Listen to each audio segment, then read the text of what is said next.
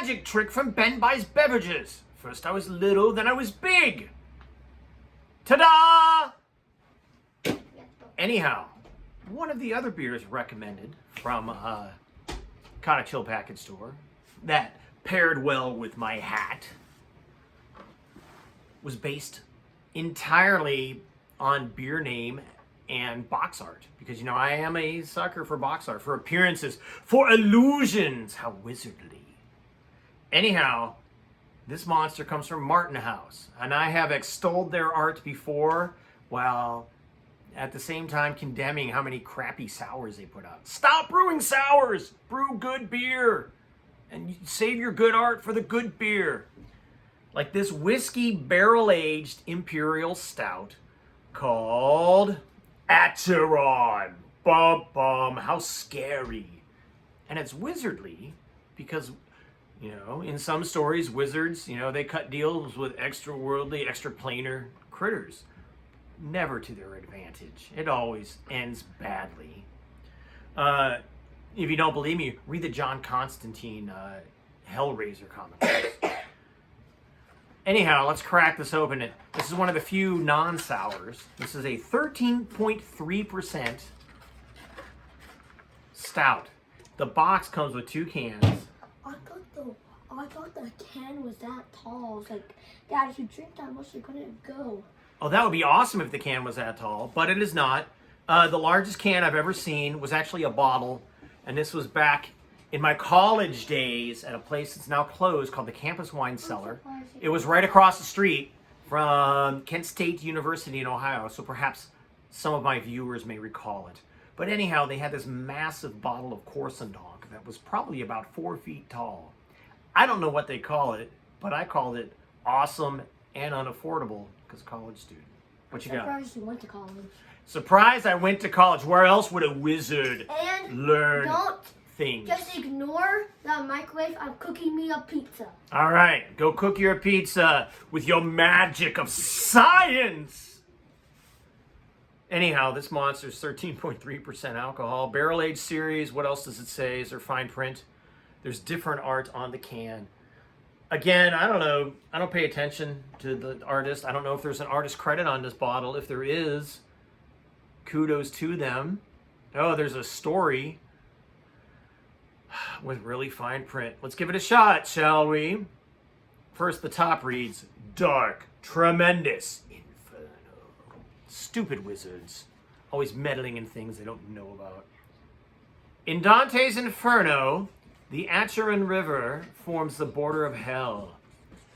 At Martin House Brewing Company, Acheron is our deeply dark and ravishing Imperial Stout. It's been a couple years since we released an adjunct-free barrel-aged stout, and we are very pleased to have him back.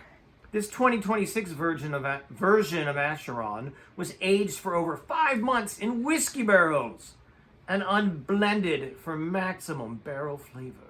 Ooh, so it might taste like oak.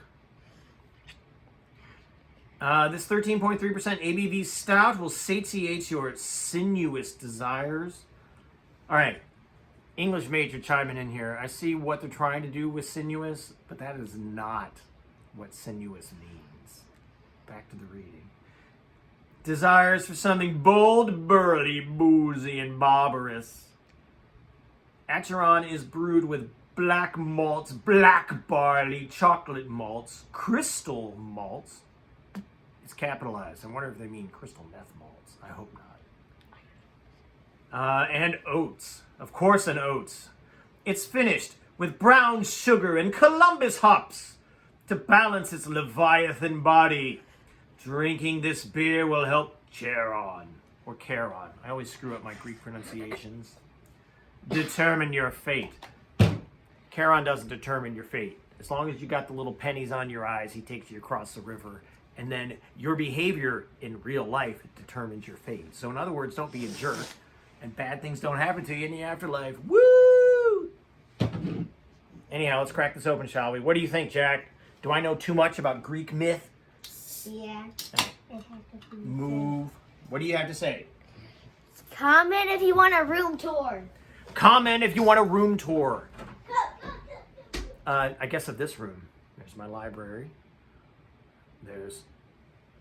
That's really it in here. Library and safe. Let's pour this super dark. Goodness gracious.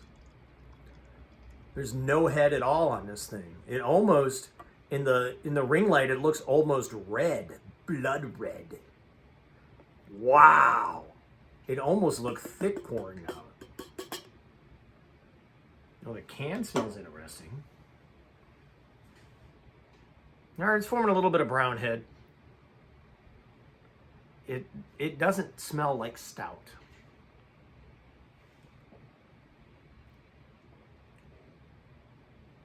Wow. It is so smooth.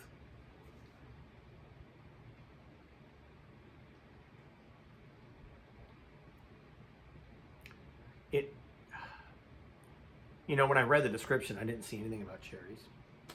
But I'm getting just a faint cherry taste. It does not taste like the burnt coffee of many stouts. Wow, this might somehow be better, or at least on par with that Dragon's Milk I just had. What I can tell you is that this is an excellent beer. So thank you, Martin House Brewing. What else I can tell you is that in my last video, I forgot to mention one of the most famous wizards of all, the Wizard of Oz.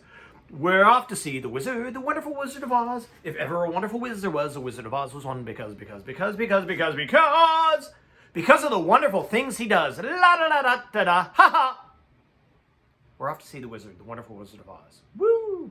And after drinking this 13.3% and that 11% beer, really what I think I'm off to do is take a nap. So, bottle caps, 10, maybe 11. This is awesome. Awesome beer. Home run for Martin House, which is amazing considering how much garbage comes out of Texas if you watch their politics. And that's all I'll say. Cheers.